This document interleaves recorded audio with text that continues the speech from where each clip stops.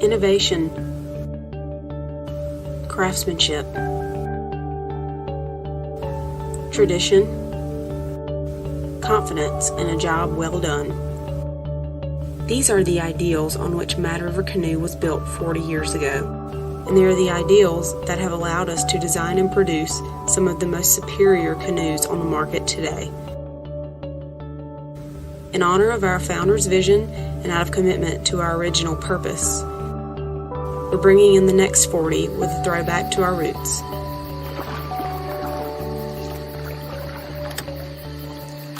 The original Rabbit with a Habit is back.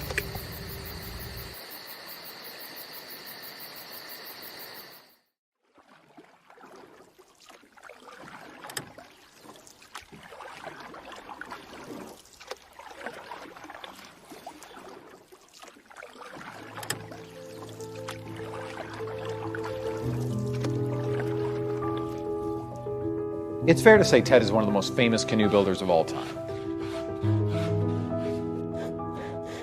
It's not a huge niche, but it's a passionate one, and he looms large within it.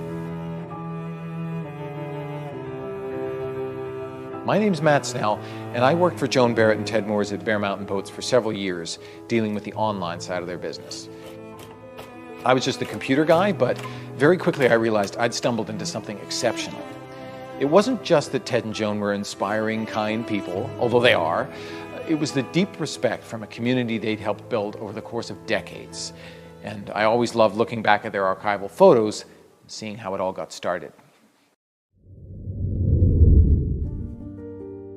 In the summer of 1972, a young Ted Moores, then living in Toronto, spied a wooden canoe by the side of the road, thought he could make a better one. He set up a workshop in Muskoka, on the hunch this could be the way to earn a peaceful living in the country.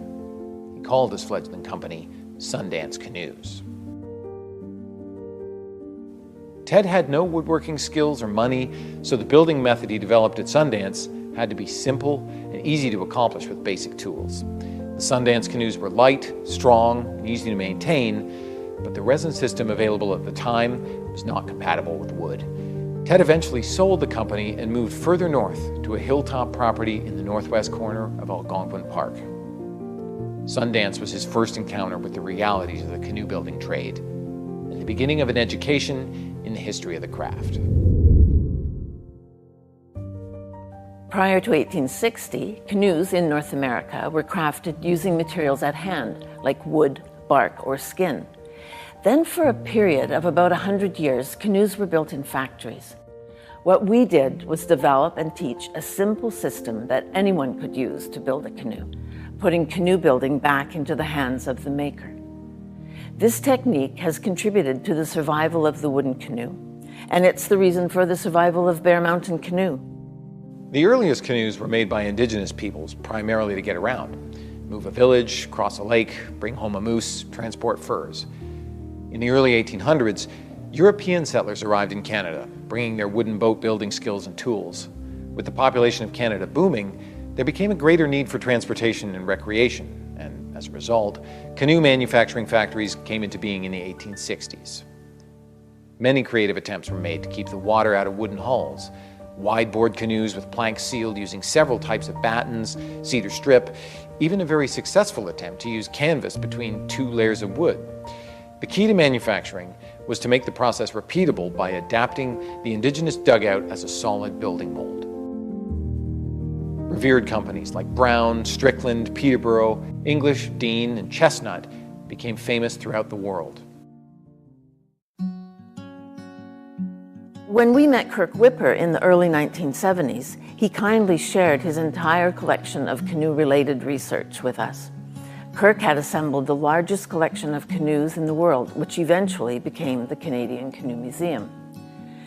For the first time, Ted was exposed to the big picture of the canoe in Canadian culture, and he made an important discovery, which should have influenced our decision to throw ourselves into a lifetime of building and restoring wooden canoes and boats. By 1960, most of the wooden canoe building companies had gone bankrupt.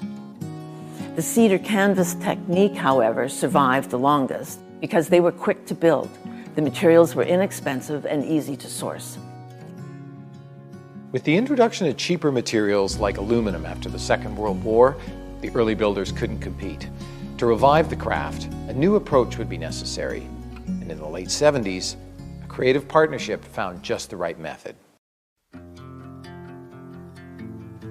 Not long after Ted met Joan, they started thinking about ways of earning a living, working together, making things, and living lightly on the land. Growing up, neither had experience with canoeing, but who isn't attracted to a shiny cedar canoe? In an isolated corner northwest of Algonquin, Ted and I lived in a log cabin without electricity or telephone, hauling water from a spring. We had no money, so we worked with what we had, felling logs in the woods for lumber and gathering stones to build a house and stone workshop. We named our company Bear Mountain Canoe Company. The two events that made the difference from the Sundance experience were innovations in wood and epoxy resin developed by Michigan boat builders Jan and Meade Goujon. When issues of Wooden Boat magazine started to arrive from across the border in Maine, Ted knew he was not alone or crazy. The revival of wooden boat building had begun.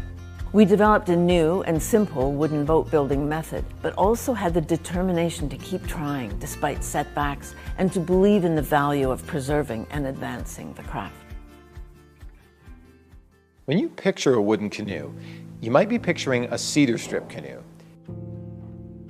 Ted's innovation was to explore core composite construction, which means the wood acts as a core or spacer sandwiched between layers of fiberglass and resin. With this idea, wooden canoe building techniques moved into the next generation, a visual representation of a cedar strip canoe without the disadvantages. But after several years, Ted and Joan experienced the same constraints that early wooden canoe builders did. Building canoes was too labor-intensive to be sustainable as a business. As a company, Bear Mountain's strength was fading fast. But rather than giving up, we turned what some might call failure into an opportunity. The answer was to look to aspiring home builders who wanted a beautiful canoe and didn't have to count the hours spent building. Ted and Joan began to develop and sell the know-how to let makers build their own canoe. They developed canoe kits with all the parts machined and ready to assemble and included 5 pages of simple instructions created on a typewriter. These 5 pages became the foundation for Canoe Craft, a book co-written with friend and fellow Back to the Lander Marilyn Simons. More than 40 years later and in constant print, Canoe Craft is distributed worldwide with over 400,000 copies sold. Writing books turned into Ted's night job as he went on to write Kayak Craft, photographed by his daughter Jennifer, and Kayaks You Can Build with author, builder, and teacher Greg Rossell. He also contributed a chapter to The Canoe in which he traces the evolution of wooden canoe building methods during the heyday of wooden canoe building in Canada.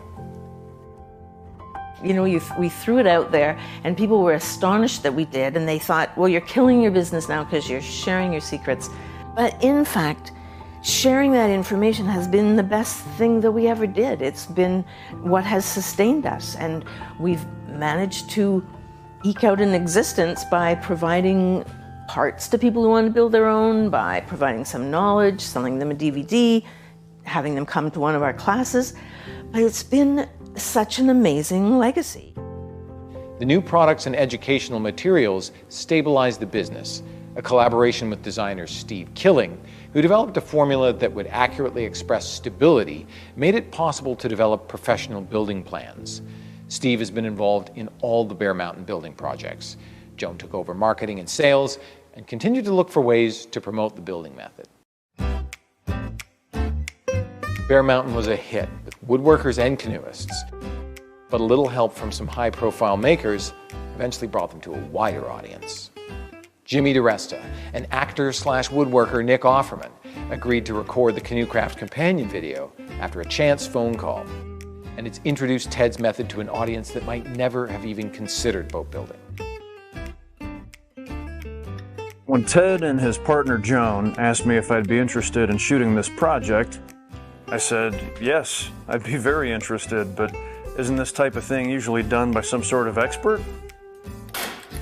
Joan said, yes, usually it is, but in this case, we want this project to be a visual aid by which the viewer can see that using our system, any idiot can build a really nice canoe. And with that in mind, we think you'd be perfect.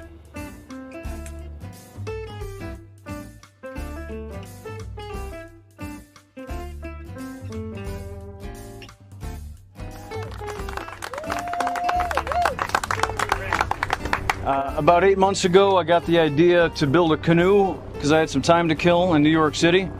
So I called a company called Bear Mountain Boats in Canada, Peterborough to be exact, and asked them to send me some plans. They gave me all the wooden pieces and the epoxy and the fiberglass cloth, and I put it together according to Ted's book. I finished about 45 minutes ago, and we're gonna put it in the water.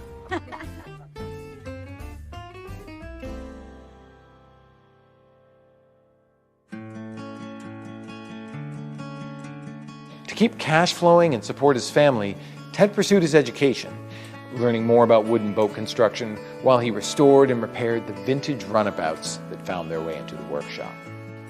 The restoration work was physically challenging, but the results were breathtaking and showcased Ted's high standard of work as well as his ability to take on just about anything. For many years, Ted took his toolbox on the road, sometimes for pay, other times as a volunteer. He taught classes from Canada's Arctic to Central America. His travels even led to an unlikely collaboration in Belize, where his influence is still felt.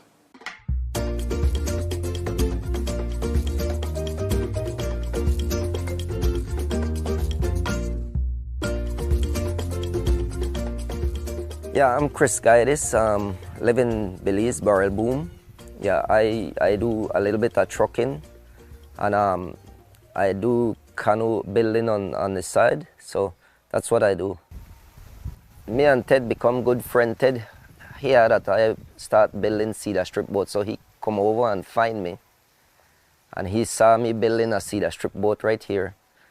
So he look around in my shop and he don't see any tools. So he say, how you build this boat? Tell him with just what you see. So Ted look on my boat and he say, oh, this is a great work without proper tools. So he say, I will get you some tools. So Ted packed some tools for me and sent it back, and that makes a difference. Many, many years ago, Belize, which used to be British Honduras, had no roads, and people accessed the interior of the country by the Belize Old River. Then the roads came in about the 1940s, and people stopped using the rivers only to fish and wash in. So tourist outfitters in this small country thought a canoe race would reintroduce people to the water and the importance of this resource to their country. And each lodge could have a canoe, and they would have a race once a year. Well, someone found us on the internet and asked us to come and show them how to build a canoe. It was the owner of a lodge who had a really active, talented group of young woodworkers available in the local community, and he thought it would be a really good skill for those people to learn how to build a canoe, but also it would increase their employment opportunities as well if they had woodworking skills. We packed up and went to Belize for a few weeks and built a canoe for the race, which was called La Ruta Maya. It's the time of the year when we all get together. It's the time of the year when we all get together. It's the Ruta Maya heading to Belize City. It's the Ruta Maya. People don't necessarily talk a whole bunch about who made the boats or how the boats came to be, what they are. It's always normally about the paddler. But behind the scenes, I mean, I know perfectly well the impact it's had, certainly in our lives as individuals here, but also probably equally and more importantly with the lives of the guys up at the wood shop. And that can only be attributed to the teacher. Because the boat that we built here was the first boat that they were introducing to the river here. It was made out of wood. And those time it was mostly Kevlars were the ones on top. But now I am seeing that they are introducing more wooden canoe to the race. It's not much Kevlars and carbon fiber. And what is good also because people will try to build their own canoe and go to the race. And what is good for Belize also. Outside of the building method, if you ask Ted the most significant contribution he's made throughout his long career, he'll point to his sprint racing canoes. These canoes are used in flatwater competitions by sprint canoe racing clubs throughout Canada in a sport dating back to the 1860s. Paddling a C-15, a 30-foot canoe paddled by 15 people, is an important rite of passage for sprint canoe clubs today, and many paddlers take that drive all the way to the Olympics. When approached by the Canada Summer Games to supply C4 racing canoes, Joan and Ted were alerted to a new adventure and connected to the network of Canadian clubs.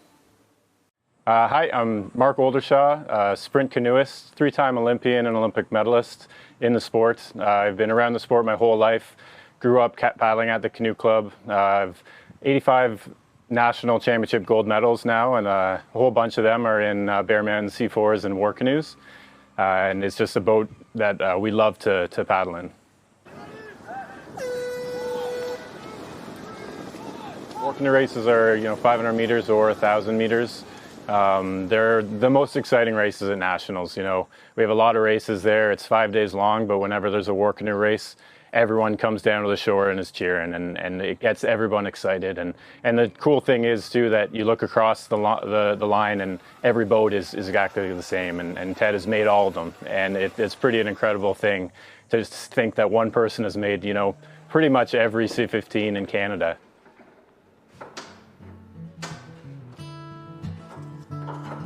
One of the things that I guess really attracts me to any boat is that the design comes from what that boat does. So it isn't an idea somebody thought of. It's saying, how can I build a boat that does what I want to do?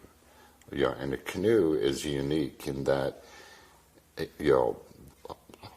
the nature of it has to be adaptable to a whole bunch of things. It's got to be light enough to carry. It's got to be seaworthy enough to get you across the lake in a blow. It's got to be big enough to carry your moose home. So, there's big demands on it. Ultimately, it's beautiful because that design is driven by meeting that objective. In terms of canoe building, I think what I look for isn't so much building style, it's more the integrity that went into each piece. So you can have a boat that's built very crudely by our standards, in this shop, be as just as beautiful as what comes out of here, because it's based on what the person had to work with and giving each step the best they could give it. And that's the integrity of it. First of all, let me say that I've always had a huge amount of admiration for people who can do wonderful things with their hands, whether we're talking about Michelangelo, Leonardo da Vinci, or Ted Moores. I mean, Ted, to me, and Joan, Bear Mountain, they are artists. They are the artists of the canoe.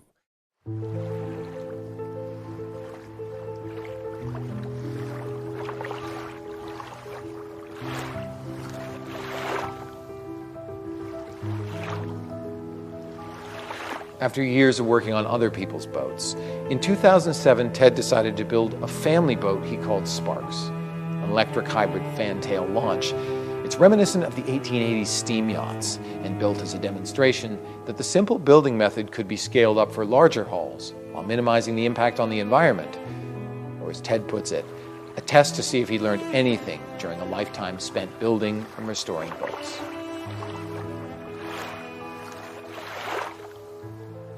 The building method Ted developed is no longer new, but between his expertise and innovative design ideas and Joan's skill in connecting with people, they've stayed close to the heart of the canoe building world. Every week, messages, letters, and visitors appear from around the world who are eager to swap photos and stories.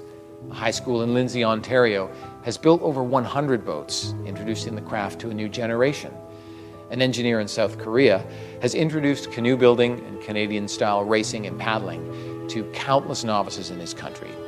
Hundreds of copies of Ted's book are sitting on shelves around the world, waiting for the right moment to realize a dream. 50 years ago, Joan and Ted chose to follow their dreams of a life of purpose over profit and to to inspire and support other people's dreams.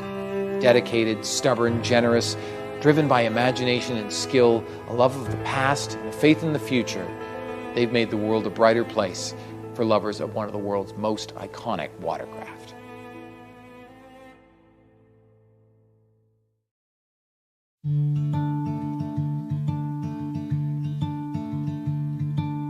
I didn't know what my heart was in for till you stepped into the room. And I didn't show, but I wanted to know everything I could about you. See, I was told the dreams were made to be believed in, so I put every single dream in you. But you set the bar so high above the sky.